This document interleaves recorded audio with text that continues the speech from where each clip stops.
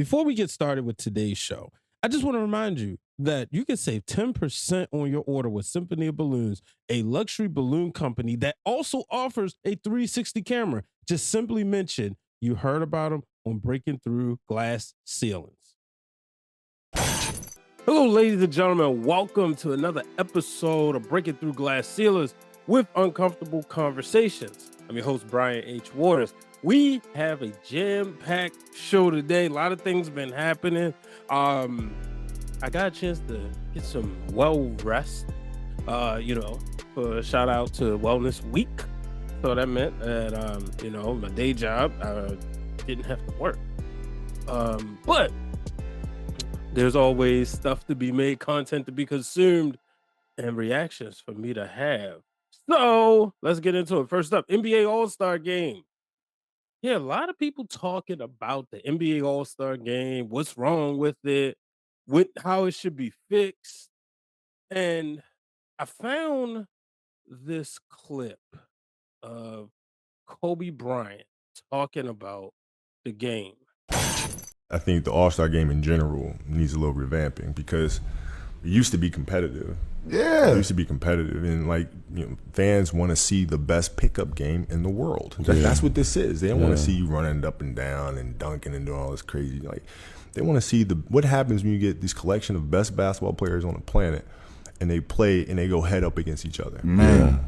I mean, you guys play harder at a pickup game in UCLA. For real. And ain't billions of people watching. For real. Definitely do. You know what I'm saying? Definitely do. They gotta turn the it up. All-Star Game needs a little changing. I always love competing in them. I didn't lose many of them. Nah, me you and was CP one, used to talk you all was the one time. of the like, hold on. ones. You took it serious. Yeah, we went it. I don't think me and CP, when we played together in the All-Star Game, I don't think we've ever lost a game. Yeah. And we used to look at each other and say, okay. Going serious. Let's They go. don't want to play, we gonna play. Fourth quarter, let's go get it. Shout out to the Knuckleheads podcast. That was a clip from that episode. That was, if I'm not mistaken, that's amongst Kobe's last round of interviews. He did that one and All the Smoke. I remember around that time, those episodes came out together. So I was listening to, of course, that clip resurfaces, and I'm listening to it, and I said, you know what? Kobe had a point, which y'all may remember. Around that time, when Kobe Bryant was playing, it felt like it was a goal. Like the All-Star Game, it wasn't enough to make it. It felt like you wanted to win, right?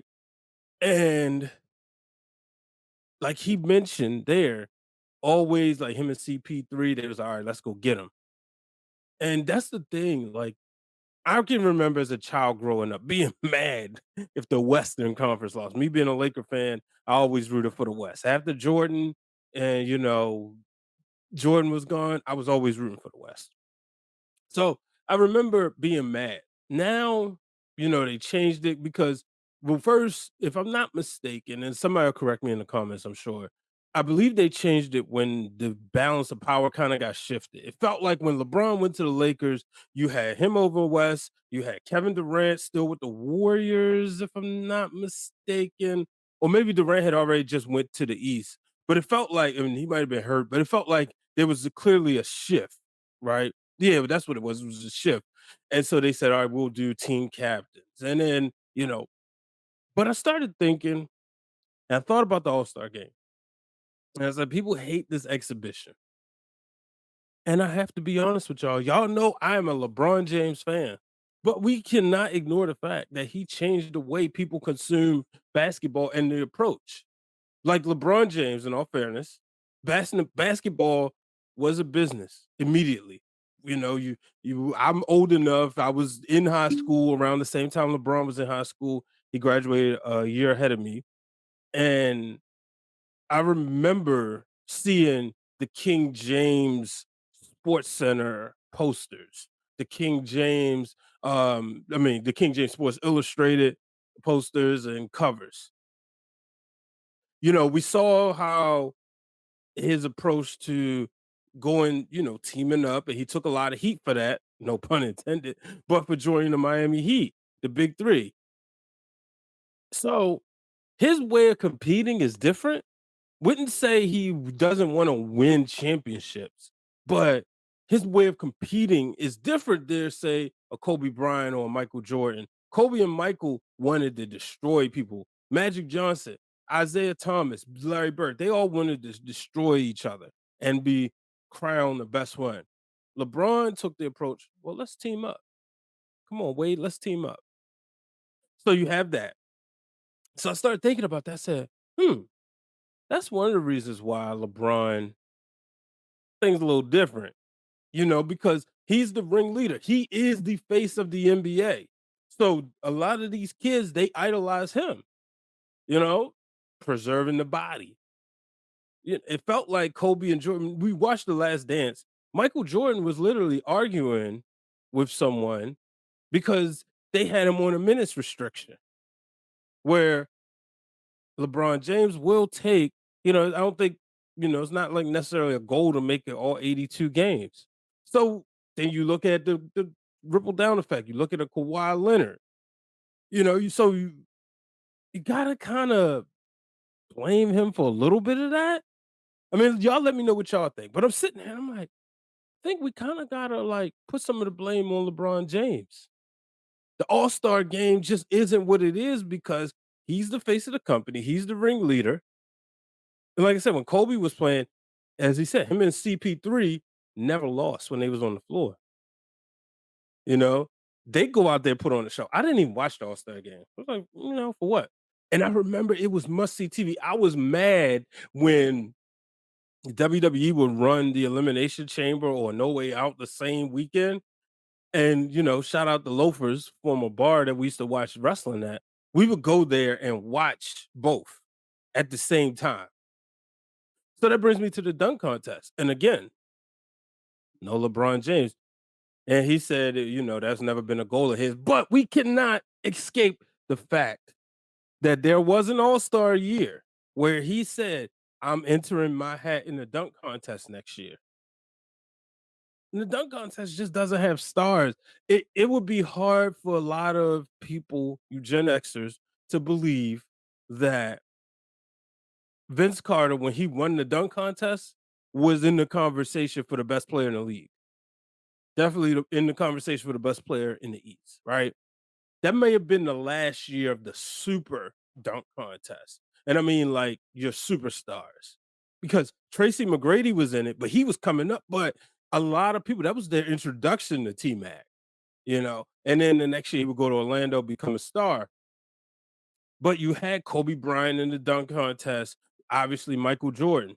You had your all-stars.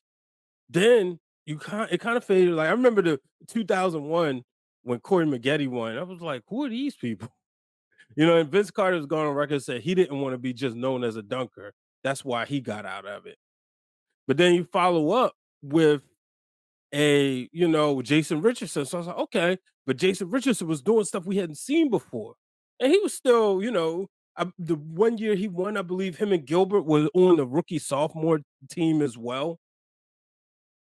But unfortunately, we just don't have those superstars. Now, we've been getting cool dunks and stuff. It was very nice to see Nate Robinson.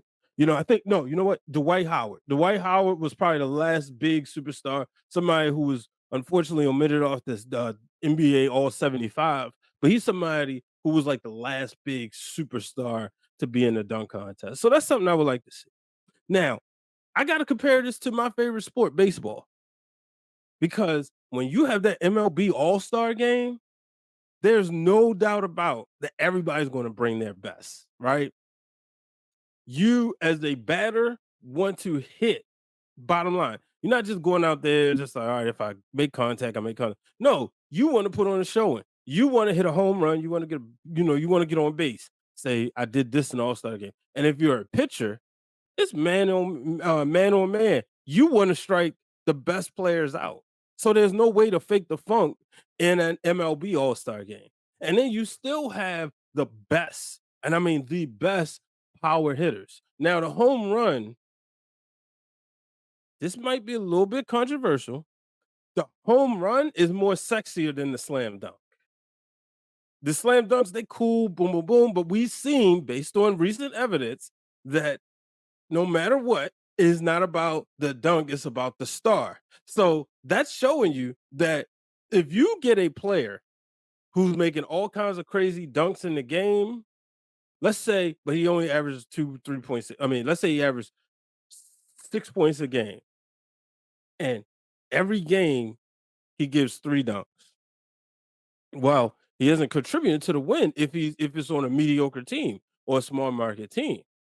But if you have a player in the MLB who hits 50 home runs on a losing team, by the time he gets to 20 or 30, he's going to be leading off Sports Center. He's going to be leading off Sports Center. Now, the slam dunk, yeah, sure. Okay, boom. That was nice. It may be more posterizing than the home run, but the home run is always the sexier stat than the slam dunk. They don't keep track of slam dunks unless you go into advanced analytics. Home runs, well, guess what? It adds more runs to it's automatic, at least minimum 1 run, which runs are more in a premium than points in basketball. So when Chris Davis and the Orioles were in 2013, they're coming off their first playoff appearance since 97. Chris Davis took off. All of a sudden, at the All-Star break, he was at about 30-something home runs. Made the All-Star team, participated in the home run derby. And then ESPN always was keeping an eye on what he was doing. Of course, there was talk about steroids, whatever. Yasiel Puig, Puig wasn't such a home run hitter, but he hit home runs in clutch moments, right? And it was a game changer. So a home run is more of a game changer than a slam dunk because you got somebody throwing that ball and it could change the pace of a game. It could change the momentum. So that's what I look at. The home run derby. MLB clearly has the All-Star game right. I would love to see the NBA get the All-Star weekend right and it be more than just a bunch of partying and whatnot. So we'll see about that. Let's move on. It's time to talk. No, let's stay with basketball. We're gonna stay with basketball for a little bit. Uh Shaquille O'Neal sat down with Jason Kelce and gave him some life advice. He told him, look, man, you have a beautiful family. But Shaq has gone on record said that, you know, he didn't treat his ex-wife right, and that's why he's got a big, large house and is empty. You know, he credits that, another man came into her life, treated her better than he ever had. And I thought it was great advice. Thought it was great advice for him to give Jason Kelce. We all know Travis and Jason have their podcast, which I blocked by the way, because I got tired of it after the Super Bowl, before the Super Bowl. But they have their podcast. We know that Jason Kelce's wife kind of makes some appearances on there. And he was voted sexiest man. He's has probably one of the most like one of the biggest personalities that probably ever played offensive line, or at least definitely in the modern era. But, I thought it was great for him, Shaq to sit down with him and, passing on that type of advice as Jason Kelce is looking towards retirement. We've heard the rumors and everything, but it seems like he's going to retire. And, congratulations to him on a great career. Shout out to him having a beautiful family. I want him to take Shaq's advice. Carmelo Anthony. Anybody knows that is one of my favorite players of all time. Probably number two, to be honest with you. Number two to the late great Kobe Bryant. But Melo, I tend to watch his podcast, and I saw that he talked about George Karl. And I was like, this is interesting. I got some stories for the pod that I'm gonna bring up. So the main thing that stuck out to me, he said from day one, it was disrespect from George Karl. Then he said, George Karl said his first meaning, like, hey, I think you're overrated. Now, Carmelo should have been rookie of the year. We being honest. If you look at the numbers, go check the stats. Melo should have won rookie of the year over LeBron James. but he was, single-handedly changed the way the hood looked at the Denver Nuggets. There was not a team nobody was checking for. Most basketball fans, the Nuggets was the team like, okay, another team on NBA Live, just another team on your schedule. Nobody wore Nuggets jerseys. But Melo comes, they change the color, they change the look, the culture changed, which is very disrespectful. That, and I brought this up weeks ago that the number 15 is not retired. I know got a lot of heat about that. I don't care. Number 15 should be retired. But he talked about George Karl, and he said like a lot of people that he talked to had issues with him. Now think about this. George Karl led the Seattle Supersonics to the NBA Finals where they fell short to the 72-10 Chicago Bulls. That team was, star-studded team. We talking led by Shawn Kemp and Gary Payton, with Detlef Shrimp being on there. And think about those names, right? Now, if you're talking greatest of all time or greatest scorers, we're going to put Melo above all three of them, right? George Karl compared Carmelo to Detlef Shrimp. And he said now it puts him in the mindset like, wait, now he looking at it like, you compare me to this guy. And Melo said him being a student of the game, he loved Detlef Shrimp. He respected his game, what he brought to him. But you just compared him to like the third or fourth option on a team where you talking to your star player. So he said he talked to Gary Payton, he talked to Ray Allen, Big Dog, Glenn Robinson, people George Karl coached in Seattle and in Milwaukee. And you know what they all said? Oh yeah, he don't like stars. And it took me back. Now I'm gonna take y'all back to 2013. 2013, September 2013, I'm working at ESPN, and I'm fresh in. I started working there, and I want to say around, I kind of made friends immediately. And around that time, I had friends who worked on the NBA shows. Now, if you remember the 2013-2014 season, the number one team in the East for most of that year was the Indiana Pacers. The Indiana Pacers team that featured Paul George, Roy Hibbert, Jeff Teague, Lance Stevenson. I want to say Harrington, I might be wrong. But this team was the team that was set up their goal. Their goal was to take down the Miami Heat. And boy, was it disappointing that they didn't. But there seemed to be intentional. But I remember at that time, somebody was talking and they said, man, this person works with George Karl. And he says, Paul George is not a superstar. That he could shut down Paul George like that. I was like, oh, that's interesting. Now, if we being real, you got a bunch of younger production assistants who obviously going to listen to this guy who's a head coach. I mean, he's George Karl. He's somebody who's been to the finals. He's coached, multiple all-stars and superstars. So you're not going to think like, oh man, this dude hating.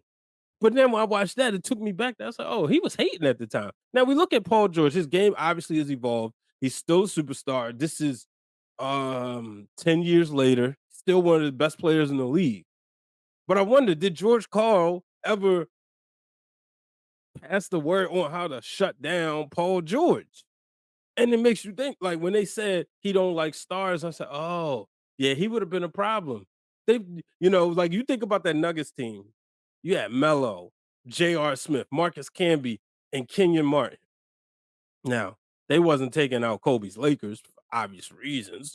Kobe was driven and determined to tie and go past Shaq in the amount of rings. But you hear all this stuff about like, wow, nobody liked this dude. And they still managed to win like 50 plus games. So I thought, man, it's just crazy that this dude has really, caused a lot of hatred. And I remember they even said, like, with Michael Jordan, them two are North Carolina guys, both North Carolina guys. And he said, I think I may be wrong, but he may have been on the coaching squad. But nonetheless, they both went in there and he said Michael Jordan seen him, and all of a sudden, Michael Jordan said he saw him, and all of a sudden, George Karl didn't speak. So you know what that meant? Jordan was gonna destroy him. Just goes to show you a lot about George Karl's character. But we're gonna take a quick break, just a couple words from some sponsors and supporters, and we'll be right back. Hi everyone, it's me, Queen PR, one half of those wrestling girls, and welcome back to another episode of Where Wrestling Meets Pop Culture. And this is the show where you find out who the current Up Down champion is. This is not the show where we speculate when Mercedes is returning to WWE. This is not the place for rumors and innuendo. This is the show where you find out where all your wrestlers are up to outside of the ring. One of my favorite couples, Bianca Belair and Montez Ford. We knew that Bianca and Montez were filming a reality show with Hulu. I just have to have a moment for the It family. Ladies and gentlemen, are you in the gym every week? Are you looking to kind of keep yourself cool while you work up a nasty sweat? Well, I got the best thing for you. Cooling bands, bandanas, cooling towels, and so much more. Go to Vertical Athletics, get your favorite team in MLS or MLB, or guess what? Now they have a custom option so you can upload your own logo and you can save 10% at checkout when you enter the code Brian H. Waters. Go to verticalathletics.com, use the code Brian H. Waters to save 10% on some of your best cooling gear. And we're back, ladies and gentlemen. Make sure you check out all the offerings from Vertical Athletics. One thing I want to know, 50% off MLB stuff. So if you're an Orioles fan like me, or if you're a Yankees fan, a Dodgers fan, Texas Rangers fan, you can get 50% off just going on the website. Make sure you check out with my code. But ladies and gentlemen, Beyonce has got everybody listening to country music. Just dropped a couple songs I was listening to on Spotify. She has Texas Hold'em, 16 Carriages. I like it. Shows her range. One of the greatest entertainers in my lifetime. Certainly, I believe of all time. You know, I mean, let me be real with you. I used to have the biggest crush on Beyonce. I mean, who didn't? I was like, okay, she's 5 years older than me. 1, 2, yeah. If I can just get rich, I got a chance. Obviously, I didn't. She married Jay-Z. But no, I just think it's shout out to her.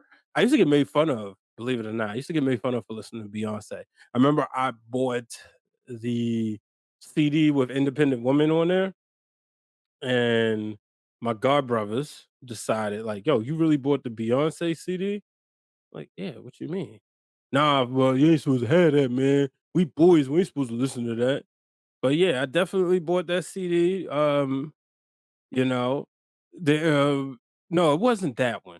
No, yeah, it was Survivor. It was Survivor. I remember when I bought it, and my sister obviously had the writings on the wall, so I would listen to her CD. Man, if I might play some Beyonce later when I edit this episode. But shout out to her doing great things, always just being innovative, showing like, that's the type of people I like to be around. People like Beyonce and Jay-Z, hard workers, work ethic, always trying to evolve. You see a lot of artists come and go, but then you have ones that have staying power. So that's what I'm trying to do in this podcast game, is have some staying power, whether it's on the opinion side or even the wrestling side. And speaking of wrestling, I'm probably going to talk about this on other platforms, but I'm going to bring it up here. O'Shea Jackson Jr., y'all may know, that's Ice Cube's son. He was on my guy, Chris Van Vliet's podcast. And when I saw this episode was dropped, I could not wait to listen, because I know like CVV's style is always getting to learn the person. You get to hear stories you never heard before. Of course, I want to hear like O'Shea's wrestling takes, but I wanted to know about him. And I remember I listened to him on some other shows, but I knew with this being a wrestling based podcast, I would get more of his wrestling fandom. So obviously learned about him wanting to be a screenwriter and going to school for that, and then taking some time to go, do Straight Outta Compton, obviously. But listening to him talk about becoming a fan through Sega Genesis video games and Genesis video games, I was like, I'm sitting there like, was it Royal Rumble? Was it WrestleMania arcade game? Which game was it, O'Shea Jackson, that had you into and brought you into this great business? But listen to him talk about that. Then he talked about AEW fans. If I'm watching someone on AEW and I ask, who is this guy? I don't need you to tell me I'm not a real wrestling fan, to tell me how could you not know such and such who did, who gives a damn? Like, I need you, all right, inform me, bro. Or at least have your programming in a way to let people know why you should love this dude, why you should fuck with this guy. That's something that I feel like is missing. Conan, when I was on his podcast, he brought up, when you watch UFC, and they give you a little backstory about this dude, backstory about that dude, what this guy's had to go through, what he's done, and vice versa. And then they put him in the room, and they cuss each other out. And then by watching those videos, you've picked a side of who you're with. That's missing from that. What they have is this niche group of people who watch all of these wrestling shows, and they're already in the know. So when they see these names together, it is a dream match for them. But you're trying to sell this to American television, baby. You got to movie that up a little bit. You got to give me some cinema to follow, something to hold on to besides the announce team running down a list for me while this dude's walking down the ramp. And I feel like that's missing. And when you are trying to get involved and trying to really give something a chance, and when you question it even a little bit, and you get 80 no-faced accounts coming at you, at any given time, you're like, man, fuck this noise, bro. Like, I'm cool off of it. If y'all like it, I don't. And I don't want that. I have people over there that I'm cool with. A lot of people got their takes. Some of them say mine. I don't think he's wrong.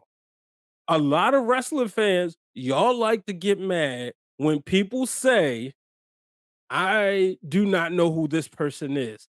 Who is that? Instead of them just saying who they are simply, right? I have friends all the time.